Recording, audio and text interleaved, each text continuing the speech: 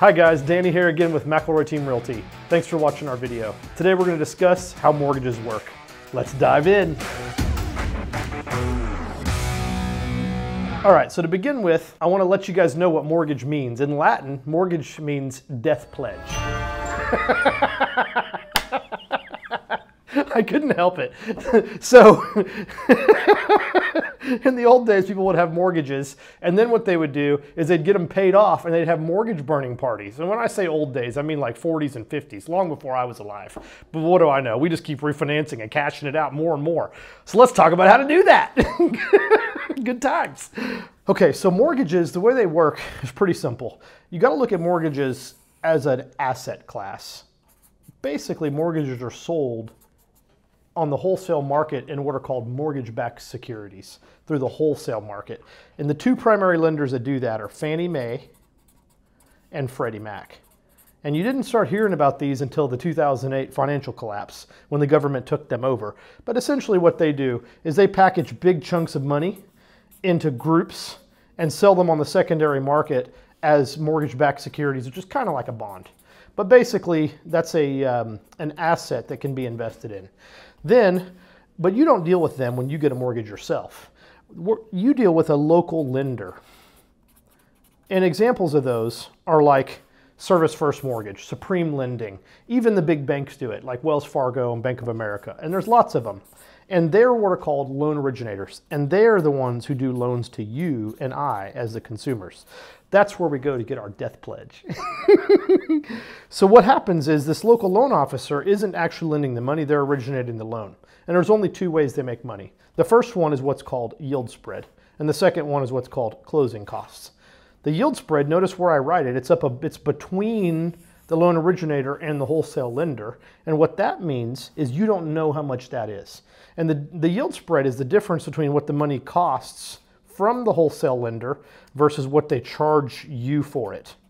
And if they charge you a higher amount than what the wholesale cost is, when they send that loan up to the servicing company that's going to handle it, they get kicked back a yield spread. And that's how the company that originates the loan makes money. The other thing is they make money using closing costs. And that you do see because that's disclosed to you on your closing disclosure and your closing statement. These are the only two ways that they make money.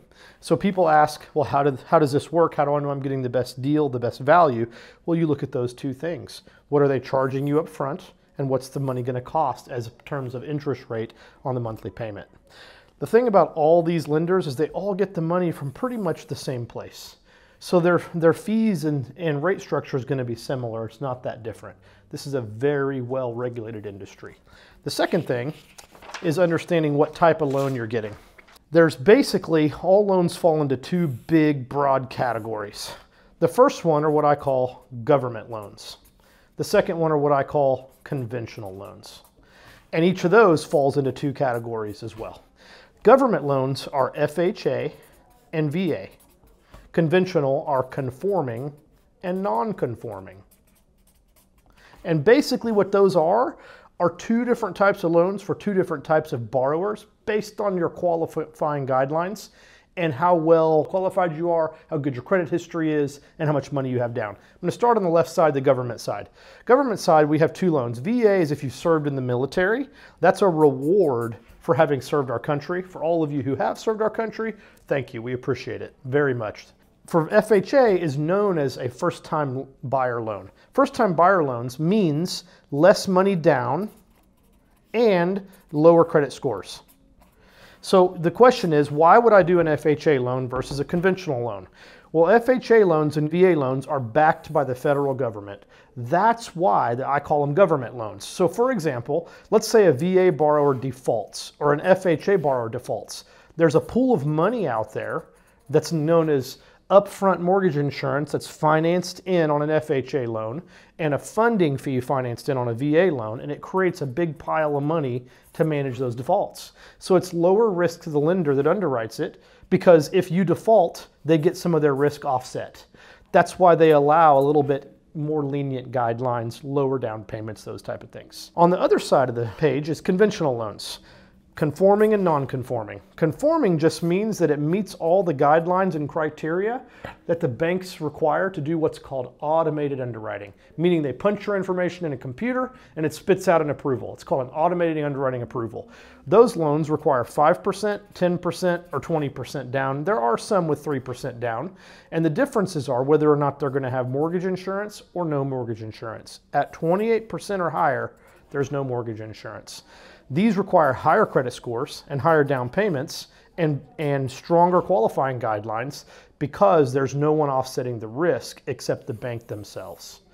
Non-conforming loans are what are called, also known as portfolio loans. And basically what that means is that the bank holds all the risk. It's not being sold to a wholesale lender like Fannie Mae or Freddie Mac. It's not being packaged as a mortgage-backed security. And those loans are underwritten by local banks typically that are basically giving loans to people based on their qualifying guidelines. And these ones are much more complicated and we don't see them very often. That's loans in general. So the question you're probably asking is, which loan's right for me? The best way to know is to talk to my favorite mortgage loan officer. That's Shane. I've been working with him for about 10 years. All you got to do is click on the contact us page on my website and we'll be happy to make an introduction. If you have any other questions, let us know. And thank you for watching.